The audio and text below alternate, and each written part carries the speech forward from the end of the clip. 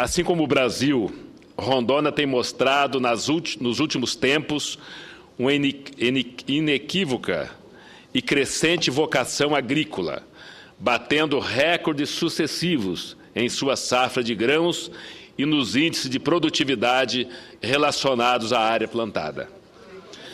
Os números não deixam dúvidas. Segundo dados já divulgados pelo IBGE para o período 2012-2013, a produção e colheita agrícola em Rondônia baterá a casa dos 1,2 milhões de toneladas de grãos, com especial destaque para a soja, milho, café e arroz. Com esses produtos, robustos números, senhor presidente, já alcançamos a autossuficiência na produção de alimentos, alicerçados em constantes incrementos de produtividade, sem deixar de lado a consciência ambiental. Vanessa falava ainda há pouco da Zona Franca de Manaus. Eu acredito, senhor presidente, que em cada estado da Amazônia deveria ter uma Zona Franca para assegurar o desmatamento.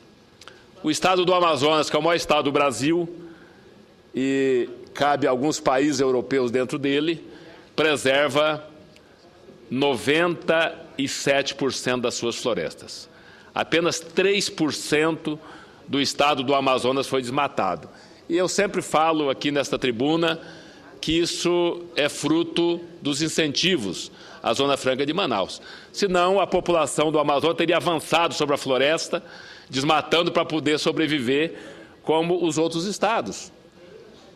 Se cada estado da Amazônia, se as suas capitais tivessem uma Zona Franca, certamente 90% ou mais das suas florestas teriam sido preservados. Por que Rondônia desmatou 30 e poucos por cento? Era para preservar 70%, já avançamos além dos 30% determinado no zoneamento agroeconômico e ecológico. Porque a vocação em Rondônia, assim como no Mato Grosso e em outros estados da Amazônia, a vocação é agrícola. Já o estado do Amazonas, a vocação é industrial, é comercial, industrial. Logo, a Zona Franca foi um amortecedor para o desmatamento na Amazônia. Eu sempre falo isso aqui. Viu, senador Ataíde? O estado do Tocantins, de Rondônia, do Mato Grosso e outros do Acre devia ter uma Zona Franca em cada capital, que assim o desmatamento teria tido um freio.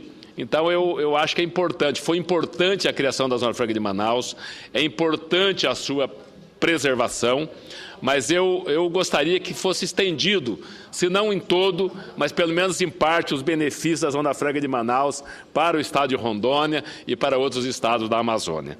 Eu já estou tendo aqui um pedido de à parte da senadora Vanessa, depois do senador Ataíde. Vamos ver se eu não vou estourar o meu tempo aqui também. Eu não serei muito breve. Concedo com muito prazer uma parte da Vossa Excelência. Muito obrigada. Obrigado, senador. Serei muito breve.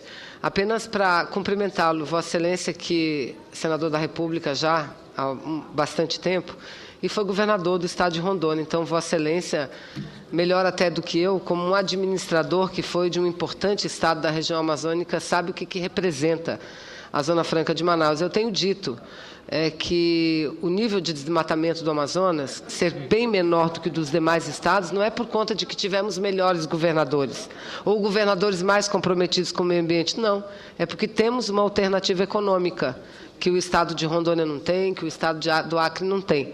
Então, eu quero cumprimentar, agradecer a Vossa Excelência pela solidariedade e pela compreensão, e ajuda a levar essa compreensão para o Brasil inteiro. Parabéns, senador, e muito obrigado. Obrigado, Vossa Excelência. E já que Rondônia não vai ter os mesmos incentivos da Zona Franca de Manaus, eu aprovei uma zona de processamento de exportações, que é uma coisa diferente, mas importante também, que a China tem centenas delas, os Estados Unidos, até Cuba está criando a sua zona de processamento de exportação lá no Porto de Mariel, que nós visitamos, que eles estão convidando empresas de outros países a se instalarem naquela zona de processamento em volta do porto para poder fortalecer a economia. Então, eu acho que as zonas de processamento são uma coisa importante que vai ajudar os nossos estados. Concedo uma parte do prazer ao senador que me concedeu aqui o seu tempo em permuta, o senador Ataíde. Obrigado, senador. Eu quero deixar o registro de que eu coaduno com Vossa Excelência que cada ente da nossa federação teria que ter, sim, uma Zona Franca. Eu não sou contra a Zona Franca de Manaus. de forma alguma. Mas a princípio, eu queria entender o porquê que a Zona Franca no Brasil está em Manaus, que em termos logísticos é terrível para esse país. Tudo que se produz ali naquele estado tem que sair. Eu sou um concessionário Honda, e lá tem a montadora Honda, então é 7 dias por água e depois mais 10 dias de caminhões nas estradas. Então, essa sempre foi a minha dúvida. Por que Manaus? Por que não Goiás? Por que não Tocantins? Por que não São Paulo? E eu quero dizer mais o seguinte: eu só queria, para o nosso querido estado de Tocantins, ter uma Zona Franca e ter somente 5% dos incentivos que a Zona Franca de Manaus tem. Era o suficiente para nós. Obrigado, senador. É isso que eu gostaria de dizer também, senador Thaís. Pelo menos 5, 10% das empresas, das indústrias que tem em Manaus hoje, lá em Porto Velho, na capital do meu estado. Mas quem sabe com a nossa zona de processamento de exportação e o nosso porto modernizado, já que nós temos hidrovia, a gente não consiga levar para lá algumas indústrias de grande porte também. Esse é o sonho dos rondonienses e sei que é o sonho dos tocantinenses também, de todos os estados da Amazônia, em ter uma espécie de zona franca, que na época foi criada, repito, acho que porque o Amazonas, o Manaus era um grande centro já comercial, empresarial da Amazônia, de toda a Amazônia. Depois os outros estados foram crescendo, né, e hoje já comportam também empresas e indústria desse tipo. Então, eu acho que é importante preservar a Zona Franca, para o Amazonas é importante, mas que se estenda também alguma parcela disso para os nossos estados, né, pobres estados da Amazônia Ocidental e da Amazônia Legal. Senhor presidente, favorecidos com a combinação de fatores climáticos e fisiológicos do solo propícios,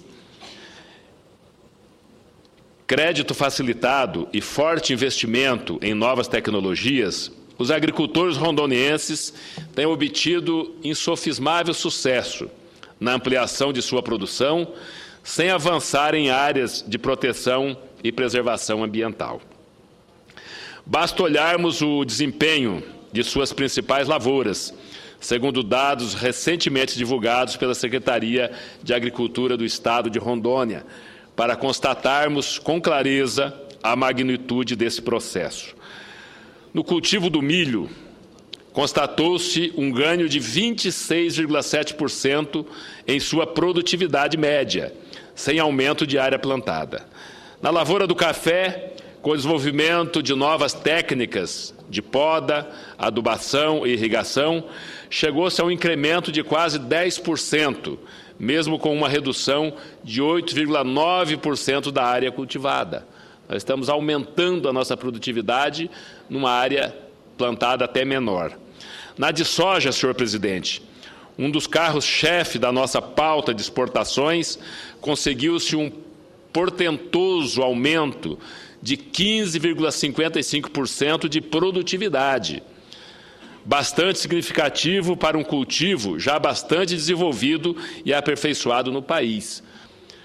No plantio do feijão, obteve-se igualmente um admirável incremento de 13,43% em seus índices de produtividade. E o Estado de Rondônia tem, juntamente com a Embrapa, com a CEPLAC, com a Emater, desenvolvido novas técnicas de produtividade e, com isso, tem aumentado significativamente a nossa produção. As feiras agropecuárias, que começam agora em maio em Rondônia e vai se estender até por volta do mês de outubro, tem também incentivado, através do financiamento do Banco do Brasil, do Banco da Amazônia, da Caixa Econômica Federal, do BNDES, equipamentos para melhorar a produtividade das nossas safras. E eu ressalto que agora, no dia 23 de maio, vai ter início, abertura, a segunda edição da Rondônia Rural Show. É uma feira diferente das feiras agropecuárias, que são muito importantes para a Rondônia. Mas a Rondônia Rural Show, desenvolvida pelo governador Confúcio Moura, pela Secretaria de Agricultura, pela Secretaria de Desenvolvimento Econômico e Social, pela Emater e outros parceiros, tem sido um veículo importante, um instrumento importante para incentivar as novas tecnologias e a compra de equipamentos, inclusive com juro subsidiado. Quem compra nesta feira, o governo paga o juro, o produtor é juro zero para o produtor. Na primeira feira vendeu mais de 300 máquinas e equipamentos, e nesta agora, com certeza, irá vender muito mais. Desta maneira, nobres colegas, Rondônia vem contribuindo crescentemente para a ampliação do papel brasileiro de celeiro do mundo, com uma safra nacional já superando a casa dos 180 milhões de toneladas. Enquanto grandes produtores internacionais, como os Estados Unidos, vêm sofrendo decréscimos em suas safras, apresentando queda de produtividade que chega a 19% no caso dos Estados Unidos. Estima-se que novas fronteiras agrícolas, como Rondônia, vejam suas safras dobrarem nos próximos anos. Para tanto, senhor presidente, senhoras e senhores senadores, recursos conjuntos da ordem de 115 bilhões de reais serão disponibilizados pelo governo federal para o financiamento da lavoura nacional. Para Rondônia, somente o Banco do Brasil já disponibilizou mais de 500 milhões de reais em linhas de crédito, no intuito de atender os milhares de produtores rurais rondonienses que têm interesse em investir e melhorar a produtividade no campo. O Banco da Amazônia também deve investir cifra maior do que essa ainda. Talvez mais de R$1 bilhão seja investido este ano para a indústria agrícola e pecuária e para o incentivo na produção de Rondônia. É por tudo isso, senhor presidente, que estamos bastante esperançosos com o futuro de nossa agricultura. Aproveitando a nossa vocação natural e irresistível para promover o desenvolvimento econômico nacional e a segurança alimentar do nosso povo.